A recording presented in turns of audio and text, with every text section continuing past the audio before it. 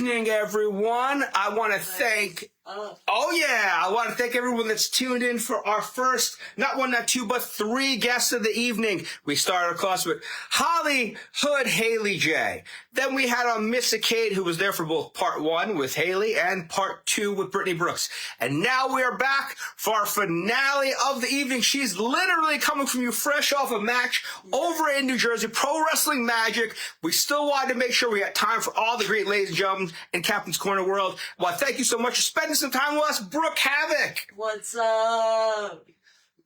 Brooke, we're going to have a good time. We'll be on, so it is kind of late. We're only going to be on for about 40 minutes, 45 minutes tops or so, guys. We're going to have a good time. We're going to get to your pre-orders. We'll show the photos to anyone missed out. But let's build up that room. Brooke, why don't you tell everyone about the match you just had over in New Jersey? Yeah, I was over in New Jersey. I had some stuff in New York this morning. Headed over straight to New Jersey. Had that match.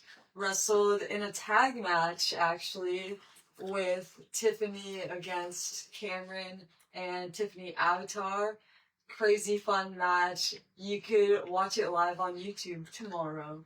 Oh, nice. So if you weren't there tonight, you'll have a second chance tomorrow to where you can kind of catch what Brooke was doing right before the virtual signing. Now, of course, we're going to like and share it out, but in the meantime, we're going to have Brooke kind of maybe say a few words behind each of our 8x10 options. This is our number one photo. This is literally my favorite set of gear, one of my most recent sets, and I really love this one. I'll tell you what, a lot of people do too, because this photo is nearly sold out. Of our photo options, our number one is easily the most popular photo. Now, we got number two. Can you tell everyone about the number two photo option? Let's go. This one is all handmade gear inspired by the Paramore Riot album, and I made it myself, and I actually had made this t-shirt for the Chris Bay benefit show that they had at FSW. Do you make a lot of your gear? I do. I design all of my gear, t-shirt designs. Usually I have the gear made after I draw the design, but this was an exception that I knew I had to do it myself. Well, that's awesome. That's the number two photo. Great story behind the photo, made by Brooke herself. Our number three photo is this one right here. Let's go. We got the Can You Not Thanks t-shirt, very popular t-shirt. And this was actually in LA at Circle 6. And that photo right there, our number three photo, bringing you some West Coast love. Number four, was this your first AEW photo? This was actually my second okay. of AEW photos. A funny story about the knee-high Converse. I had traveled to LA, forgot one of my shoes, and I went out and got the knee-high top Converse. But everyone loves them, and now I love to wear them. That is awesome. What's up, Frank? What's up, Craig? Steven, Michael, like and share out. This is our number four photo. Number five photo with badass in that photo. That's talk. But where was that photo taken? This was taken in LA as well, an AFA show, and it was Clueless inspired. So I had my skater girl look here, and yeah, it was a super fun show. That's our number five photo. And is this your board? Yes, it is. Okay, that's cool. Check out the stickers all over it. That's cool. Mike, what's up? And our number six photo. This, I believe, is from GCW Chicago. Another gear set that I designed, and a jacket that I designed, and custom added like all the studs and stuff like that. Super, super fun, and I love it. That's your number six option, ladies and gentlemen. And I just want to let you know, some of them are running low, so do not delay. We're going to get through some of the pre-orders for everyone. It always makes sense with Missa and then Haley earlier. Some of the photos sell out, so do not delay. Brooke, can you tell us a little about your entry into professional wrestling? I actually started training at the Nightmare Factory in Atlanta, Georgia. So I'm based in California, but packed up my whole life in like a month and moved to Georgia and trained at the very first Nightmare Factory camp because I was like, this is an opportunity I really can't take up and miss, you know? That is very cool. Changing your whole life. When you got to Atlanta, what was one thing you missed about the West Coast? The weather. Sure. I can't do humidity. You rarely see me with my hair naturally because it's like super wavy, curly. Actually, in the Can You Not Thanks photo, that's like a rare photo of me with my natural hair. And yeah, in the Georgia weather, just puffed up. Doesn't have a shot, does it? No, immediately puffed up. The frizz was crazy. Yeah. That's a little behind the photo, too. Yeah. Now, can you talk some about you've had probably half a dozen matches or more in AEW, right? Can you talk about a fun memory you have from one of the matches, or maybe just because you were also involved before the crowds were back, right? Yes. Can you talk about that experience too? My little first match ever was on AEW Dark in Jacksonville against Britt Baker. That was my very first singles match ever. And it was during the COVID time, no crowds and all of that. And I just remember being so, like, afraid. And now that match lives on the internet forever for everyone to see. And, like, no one ever has a really good first match. But it was, like, such a fun experience. And I remember Cody being there. And I finally, like, got through the match.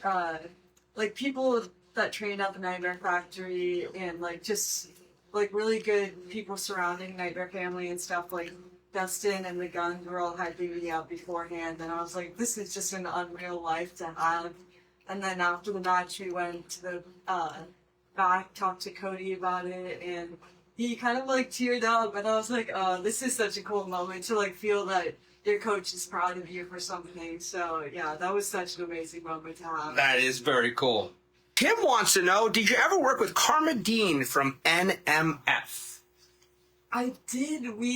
She was training in the second camp, so I did see her training a lot, and we did get to train a little bit together, but we never had any matches, unfortunately.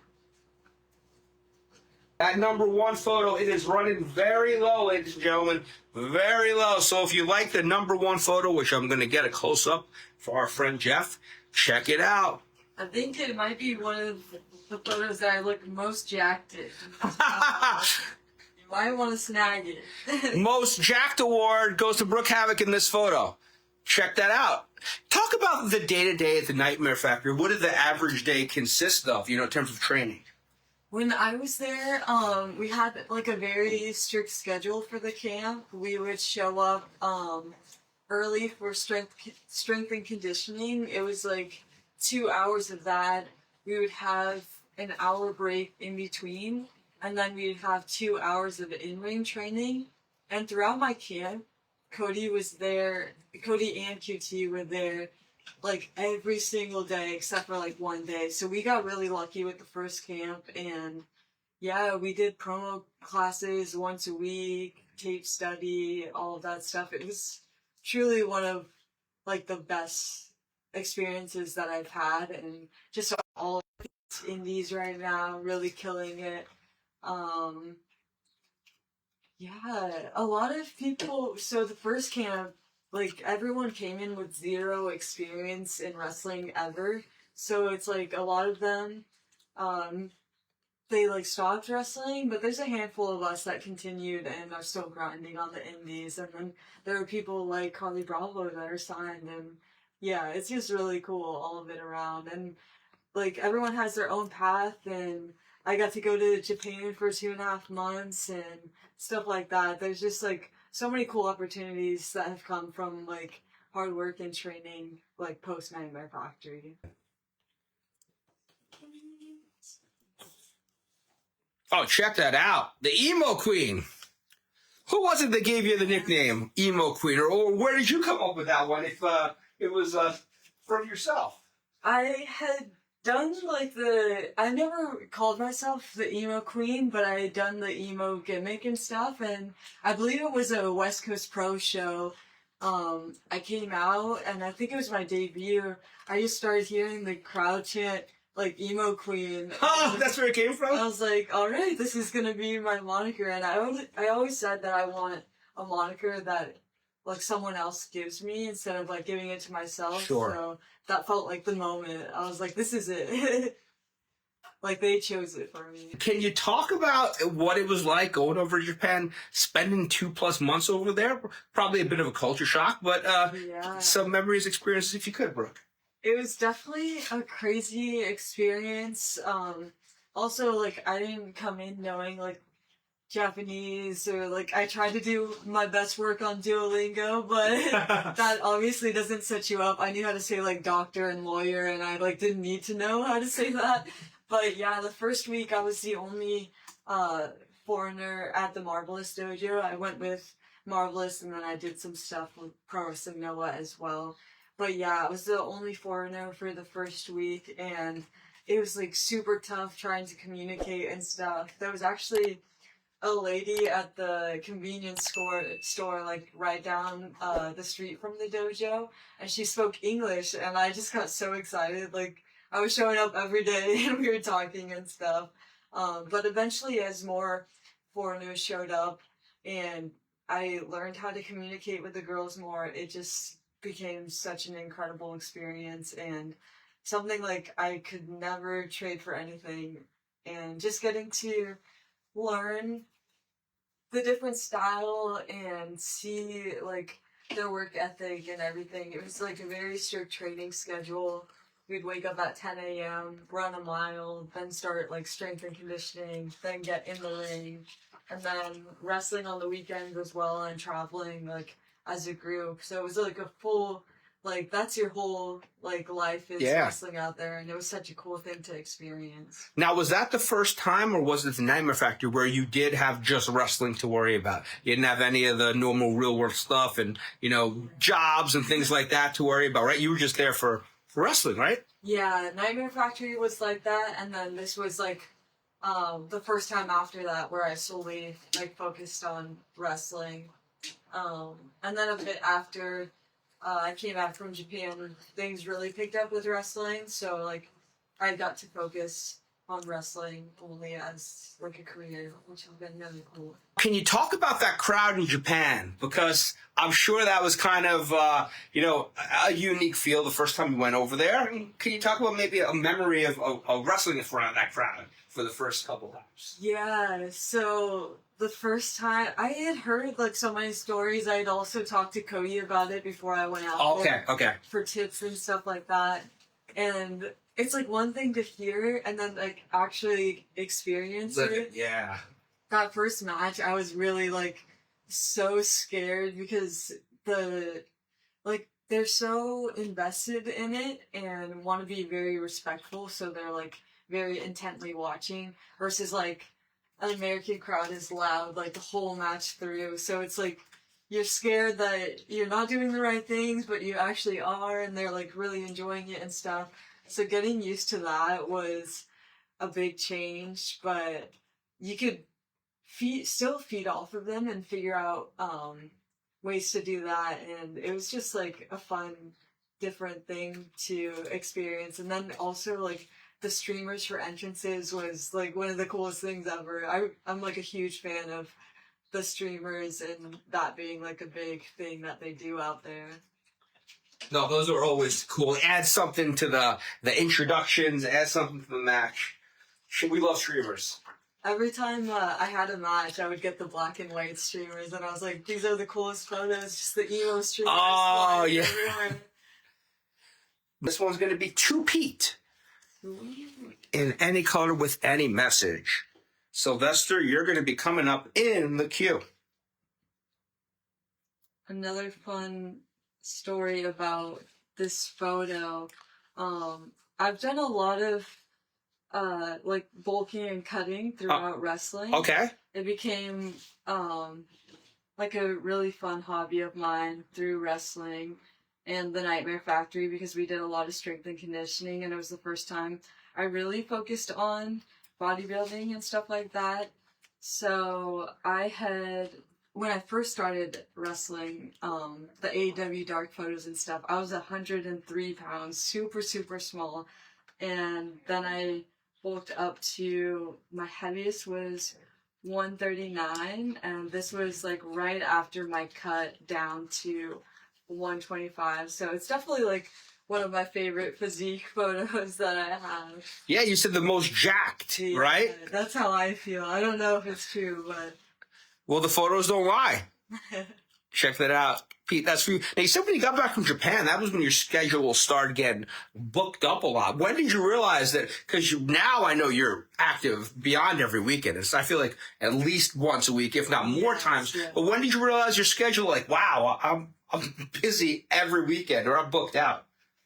I think when I started doing the GCW dates, for sure, it started being like, I did a lot of West Coast stuff, like, very often, like, since I've been wrestling. And then once I started joining, like, the GCW dates, it was, like, everywhere. I was, like, flying out every single weekend and stuff. And I was like, wow, like, I'm never home to do local shows anymore. It's always, like, hopping on a plane, coming back, flying somewhere else, hopping in a car, like, for a few hours, getting to the next state or whatever. And yeah, then I realized I was on, like, the non-stop schedule. Oh, so you were like, it was when you were in it that you realized. Yeah. And you brought up GCW. That was one of the questions that came up early. You spent a lot of time in GCW. You had a bunch of matches over the last few years. What have been some fun memories you've had of your time in GCW? Definitely would be, like, some of my top matches. I would say the match with Megan Bain is definitely, like, one of my all-time favorite matches that I've had. She's just such a star, and I feel like that was, like, one of the first matches where I felt that I was, like, pushed so hard that I grew immensely from it. Mm-hmm. I also got to wrestle one of my favorites, Kylie Ray, at GCW, and that was a match where for years, like, any podcast or, like, interview, they'd ask me, like, who do you want to wrestle? She was, like, the first name I would list on. Yeah. So getting to have that match with her was so cool and a full circle moment for me, and she's just so incredibly talented.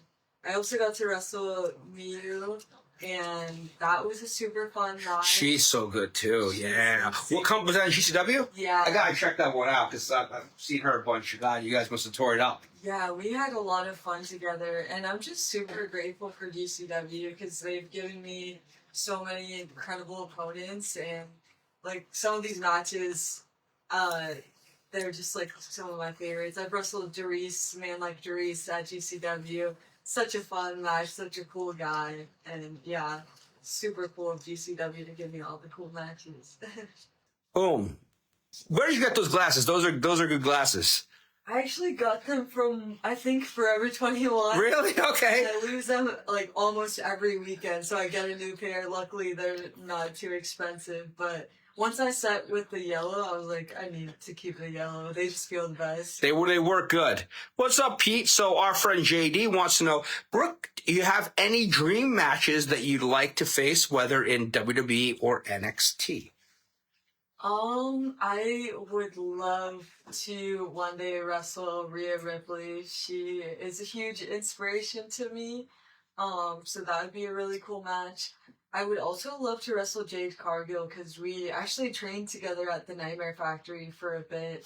And, like, in a few of her AEW training videos, I was a part of that filming as well, so I feel like it'd be a cool full circle moment to get to wrestle her eventually. Oh, you were involved in her videos? Yeah. Oh, that is cool. I was military pressed, and she is tall already, so I was like another 3 feet up. Oh, so you were up there. Yeah, I was up there. What's up, Brooke? Huge GCW fan. So, you know, we were talking about them before, but you just popped in, so you want to know if you have any other stories that you're able to share with us about GCW.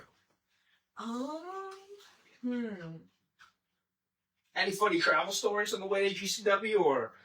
I was in a car from, I believe it was Arizona to LA with formerly Fuego Del Sol, now super mean, crazy dude KJ Orso, man like Darice, and Perch the Ref, and I feel like Dulce Tormenta was also in the car, and Darice had gone around the whole car. He had the phone loaded. He was like, everyone pick a song and we're gonna load up the playlist. We're gonna play it. We all gave him like recommendations. So we're thinking, he's loading up all of our songs. Proceeds to play all his own choices for like 30 minutes. And we were all like, did you choose this? Did you choose it? Everyone was like, no. And we were like, Darice, where are our picks? And he was like, oh, they're coming. And I was like, what?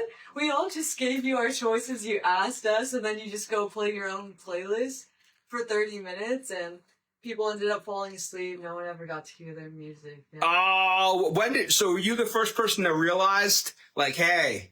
I think it was actually Dulce Tormenta. She was like asking people, like, did you pick this song? And then, like, everyone was starting to realize, and I was like, Darice, where is our music? Like, what? That's a good rib. That's a funny rib, yeah. I don't even think he was, like, trying to get that. I genuinely think... Oh, really? He added ours, and then like, he added all of his, and then they just played for him. Oh, okay. Okay.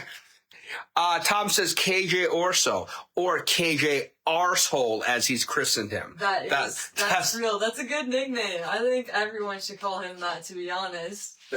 That's not right, Tom, but pretty funny.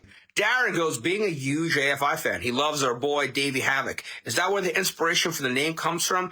And then, so we'll start there. Is that where the inspiration and the name comes from? Yes, that is my dad. So that is where the name comes from. Good catch, Darren. Question number 2. He's got to know, what did you wind up picking for the playlist that you never heard? And what would be on your playlist?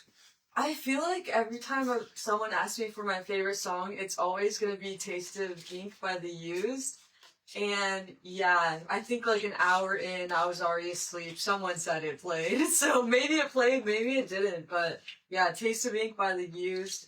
They are one of my favorite bands ever. A lot of inspiration from things on my gear, like the black and white set and the blue and pink set. There's a little of the Used heart right now. Oh, very cool.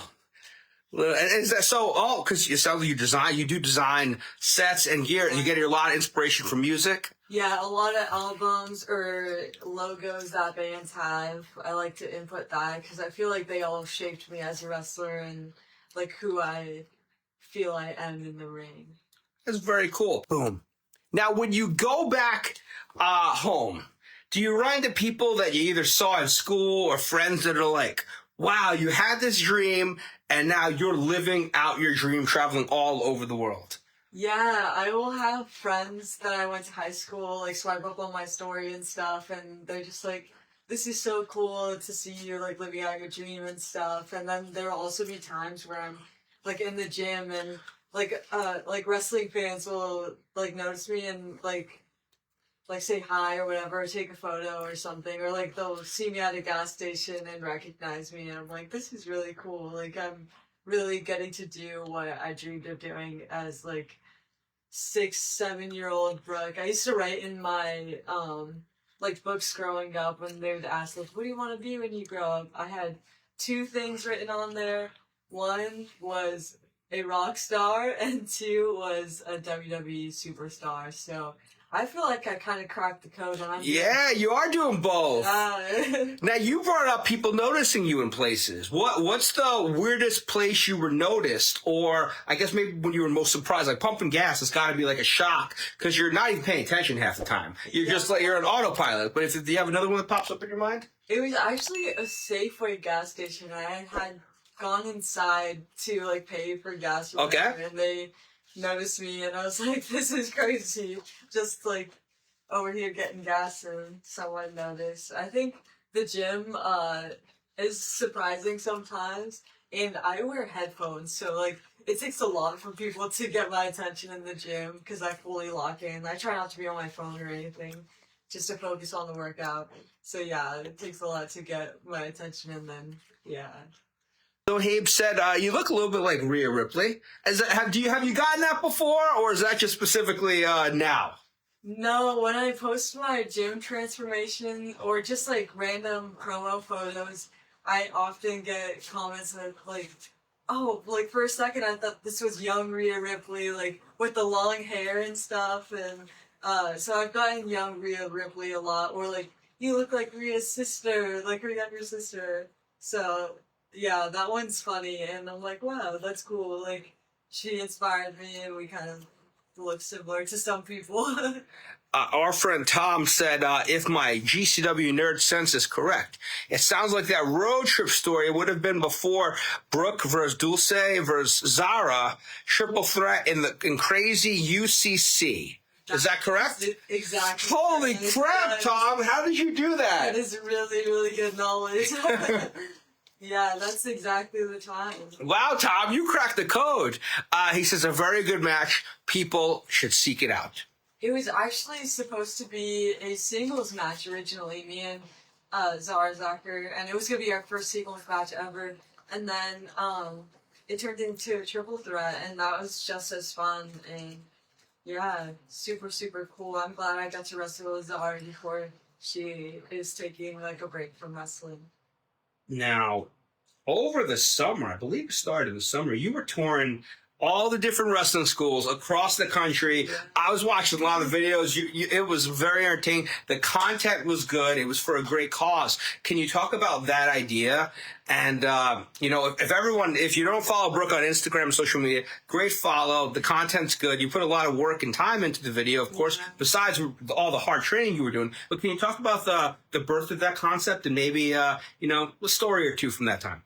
Yeah, so I grew up being, like, this generation is super into YouTube and watching videos and stuff like that, so I grew up watching YouTube, and, I really love when people, like, showcase, like, vlogs and stuff like that, and when I started training, I was, like, seeking that out on YouTube, like, training to become a professional wrestler, or like training at this school, like what it's like and stuff. And like, you can't really find anything except for like all the Santino Bros training videos, which are really cool. And it's cool that I got to train out there during the 10 weeks. But I wanted to put something together where people could see little bits and pieces of what it's like to train at schools all across the country, and to kind of make a little thing of it to crown the best professional wrestling school in America. So I did that tour, and mental health has been like a huge thing for me, and it's been something that I've struggled with throughout my life. And during the 2 knee injuries, maybe people don't know, but I did suffer a knee injury, MCL, ACL, meniscus in one knee, and then ACL, meniscus in the other knee. And I had to have surgery on both. So both of those situations where I was out for like a year time, not being able to wrestle, seeing it all the time, those were big struggles for me. And it's when I really the gym was the only thing that was like helping me keep me in a good mental state. And so that being so important to me, I wanted to support something like NAMI, who will be helping people like all across the world from these struggles, and just putting out awareness for everyone that it's okay to feel these feelings, and to always check in on people, because so many wrestlers struggle with mental health issues and stuff, and we've lost some wrestlers because of it. So yeah, that was a huge reason why I chose NAMI for the fundraiser for the 10-week project. That's very cool. Thank you for that backstory. Tony said hello from Louisiana. You have any memories of Louisiana? Any stories of Louisiana? I don't think I wrestled there yet. Really? I did the whole map thing recently, but being on the road so much, I forget it, and being in these places for one day or less sometimes, it's so hard to keep track of. But I don't know if I have any Louisiana stories. Not yet, at least. Not yet, at least. Good question. JD wants to know, he's reading his copy of Nattie's book, The Last Heart. Have you got a chance to read that, or the AEW Inside Story of All Elite Wrestling? Have you had a chance to read either of those? I have not. I really, really want to. I bought the book, Nattie's book, and I really want to read it, but I haven't gotten the chance to. But I did get to train out with her and TJ. I had trained with them, I believe, a year or so ago, and then I came back for that tour. At the end of the tour, I showed up and trained with TJ and Natalia, and they are truly like some of the best trainers out there. And just the whole dungeon facility is, you could just feel the blood, sweat, and tears put into all the hard work that they do there, and it was such a cool experience. So I really look up to and admire Natalia a lot. Great answer and good question, JD. Tom wants to know, does Brooke have a favorite venue that you've worked in for GCW? His personal favorite is either the UCC or the Terminal. The UCC is such a fun vibe. The crowd is electric every time, and it's fully packed out. I think that was the first time at a GCW where I saw like multiple Brooke Havok signs in the crowd. There was like a few out there, and there was only one other sign in the crowd. It was like a GCW sign, so it was cool to see like there's a GCW sign, and then there's a couple like Emo Queen, Brooke Havok signs out there. But definitely, I think the Hammerstein Ballroom would have to be my favorite. That was the first ECW pay-per-view that I'd ever watched, was at the Hammerstein Ballroom. Oh yeah, legendary place. To actually wrestle there was so insane. Do you have a venue that you'd love to wrestle and that you haven't had a chance yet? I haven't wrestled at the ECW arena. Oh, get out of here. Yeah. Okay. And I wrestled in Corrigan Hall, Hammerstein Volume, and I feel like the big three includes ECW Arena, so I definitely want to wrestle it. I'm sure that's going to happen in due time, Brooke. Once again, just a couple minutes to get your personalized signed photos in. We'll try to get a few extra, but if you want something signed to you with a certain description, now's the chance. Now, Brooke, why don't you tell everyone what's coming up on your schedule and then where everyone can follow you on social media? Yeah, you can follow me on social media at Brooke Havok on all of the platforms. I also have a big cartel store. That's also at Brooke Havok with a K. I will be at Hood Slam on the West Coast. I also have some dates out on the East Coast mid-December. They have not been announced yet, so I can't say with who, but yeah, you can find me at any city, any state, and we can get emo. There you go. Brooke, I want to thank you for staying up late with Captain's Corner. Brooke's had a very packed day, so we want to thank her for spending some time with you guys right here in the Captain's Corner community. Guys, we want to thank you for, we started at 6 o'clock. Going through, 11:25 right now. So thank you so much for spending time with us. A bunch of announcements coming up this week. Thanks to everyone who supported us today. They came by the big event today. Thank you so much. You are the fuel to keep the Captain's Corner boat going. But we got to end this the way we always do, which is cheers to the working man.